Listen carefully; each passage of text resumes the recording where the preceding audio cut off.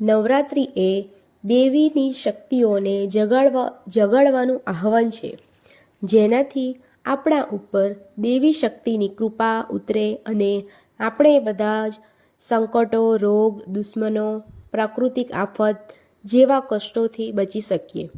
શારીરિક તેજમાં વૃદ્ધિ થાય, મન નિર્મળ થાય તથા આત્મિક દેવીકારક ભૌતિક શક્તિઓનો લાભ મળી શકે. ચૈત્રી નવરાત્રિમાં મા ભગવતી જગતજનનીનું સ્મરણ કરીને દુષ્ટ આત્માઓનો નાશ કરવા માટે દેવીને જગાડવામાં આવે છે.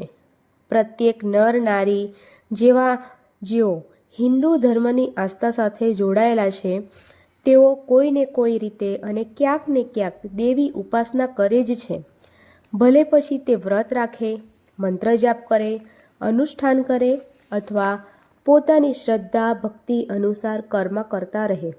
જોકે માના દરબારમાં ચૈત્રી અને આસો માસમાં આવનારી શારદીય નવરાત્રિની ધૂમ તો રહે છે.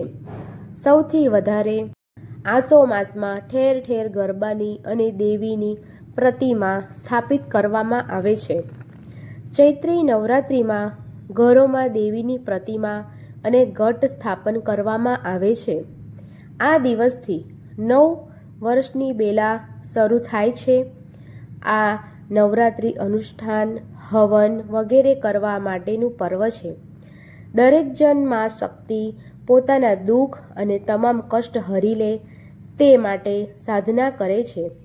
કોઈ પોતાના શત્રુથી છુટકારો મેળવવા માટે મા બગલામુખીના જાપ હવન વગેરે કરે છે, તો કોઈ મહાકાળીની ઉપાસના કરે છે, તો કોઈ નવદુર્ગાની ઉપાસના કરે છે. ગમે તેમ પણ કોઈને કોઈ રૂપમાં પૂજા તો દેવીની જ થાય છે.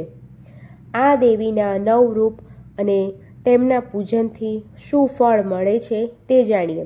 પરંતુ એક વાતનું ધ્યાન રાખવું જોઈએ કે કોઈ પણ જાતના ફળની ઈચ્છા વગર દેવીની ઉપાસના કરવી જોઈએ.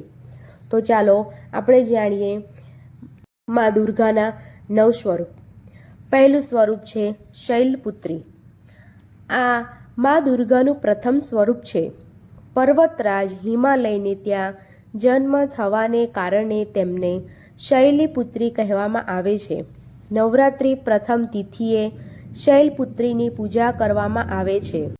તેમનું પૂજન કરવાથી ભક્ત હંમેશા ધન ધાન્યથી પરિપૂર્ણ રહે છે. બ્રહ્મચારિણી. મા દુર્ગાનું બીજું રૂપ બ્રહ્મચારિણી છે. મા દુર્ગાનું આ રૂપ ભક્તો અને સાધકોને અનંત કોટી ફળ પ્રદાન કરનારું છે. તેમની ઉપાસના કરવાથી તપ, ત્યાગ, વૈરાગ્ય, સદાચાર અને સંયમની ભાવના જાગૃત થાય છે. ચંદ્રઘંટા. ચંદ્રઘંટા એ મા દુર્ગાનું ત્રીજું સ્વરૂપ છે. તેમની આરાધના ત્રીજના દિવસે કરવામાં આવે છે. તેમની ઉપાસનાથી પાપોમાંથી મુક્તિ મળે છે અને પુણ્ય પ્રાપ્ત થાય છે. વીરતાના ગુણોમાં વૃદ્ધિ થાય છે. સ્વરમાં દિવ્ય અલૌકિક માધુર્યનો સમાવેશ થાય છે તથા આકર્ષણમાં વધારો થાય છે. નવરાત્રિના ચોથા દિવસે માતા કુષ્માંડાની આરાધના કરવામાં આવે છે. તેમની ઉપાસનાથી સિદ્ધિઓમાં નિધિઓને પ્રાપ્ત કરીને સમસ્ત રોગ શોક દૂર થાય છે અને આયુષ્ય તથા યશમાં વૃદ્ધિ થાય છે. પાંચમો દિવસ સ્કંદ માતાની ઉપાસનાનો દિવસ છે. મોક્ષના દ્વાર ખોલનારી માતા પરમ સુખદાયિની છે. મા પોતાના ભક્તોની સમસ્ત ઈચ્છાઓની પૂર્તિ કરે છે. શત્રુઓનું શમન થાય છે. માતાનું છઠ્ઠું રૂપ કાત્યાયની છે. છઠ્ઠા દિવસે તેમની પૂજા અર્ચના કરવામાં આવે છે. તેમના પૂજનથી શક્તિનો સંચાર થાય છે તથા દુશ્મનોનો સામનો કરવામાં સક્ષમ બનાવે છે. કાલરાત્રિ. નવરાત્રિના 7મા દિવસે માતા કાલરાત્રિની આરાધના કરવાનું વિધાન છે. તેમની પૂજા અર્ચના કરવાથી સમસ્ત પાપોમાંથી મુક્તિ મળે છે તથા દુશ્મનોનો નાશ થાય છે. સાધકના તેજમાં પણ વૃદ્ધિ થાય છે. મહાગૌરી. દેવીનું 8મું રૂપ મા ગૌરીનું છે. 8મા દિવસે માતા ગૌરીની પૂજા કરવાનું વિધાન છે. તેમની પૂજા સમસ્ત સંસાર કરે છે.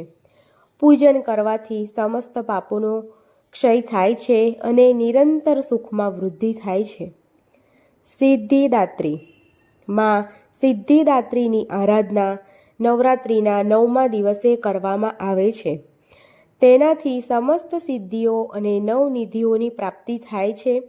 આજે કોઈ કઠોર તપસ્યા કે ઉપાસના કરી શકતું નથી, પરંતુ પોતાની શક્તિ અનુસાર જપ, તપ, પૂજા અર્ચના કરીને માની કૃપા મેળવી શકાય છે. હવે આપણે જાણીશું નવરાત્રિના 9 દિવસમાં માતાજીને શું ભોગ ધરાવવો. દેવી ભાગવતના 8મા સ્કંદમાં દેવી ઉપાસનાનું વિસ્તૃત વર્ણન છે. દેવીની પૂજન અર્ચન, ઉપાસના, સાધના બાદ દાન આપવાથી આ લોક અને પરલોકમાં સુખ પ્રાપ્ત થાય છે. એકમના દિવસે શું ભોગ ધરાવશો? દેવીનું ષોડશોપચાર પૂજન કરીને નૈવેદ્ય તરીકે ગાયનું ઘી અર્પણ કરવું જોઈએ. ત્યારબાદ આ ઘી બ્રાહ્મણોમાં વહેંચી દેવાથી તમામ પ્રકારના રોગોમાંથી મુક્તિ મળે છે.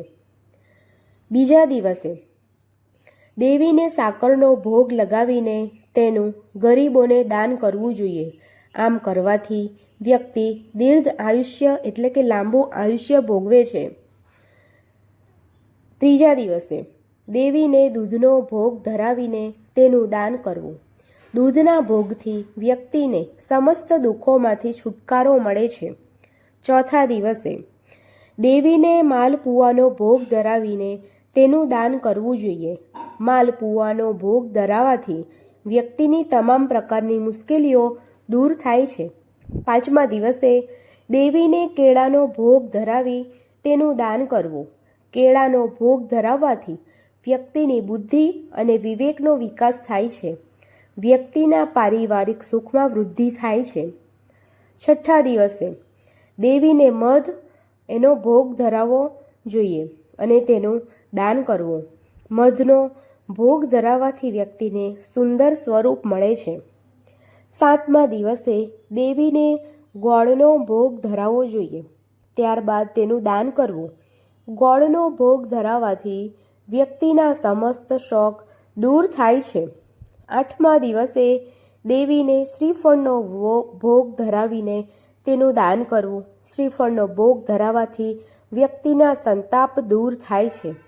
નવમા દિવસે દેવીને વિવિધ રાંધેલા ધાન એટલે અનાજનો ભોગ ધરાવવો જોઈએ. ત્યારબાદ તેનું દાન કરવું જોઈએ. તેનાથી વ્યક્તિને આ લોક અને પરલોકમાં સુખ પ્રાપ્ત થાય છે. મિત્રો, માહિતી તમને ઉપયોગી લાગી હોય તો વિડીયોને લાઈક કરો, ચેનલને સબસ્ક્રાઈબ કરો અને શેર કરો. જય શ્રી રામ.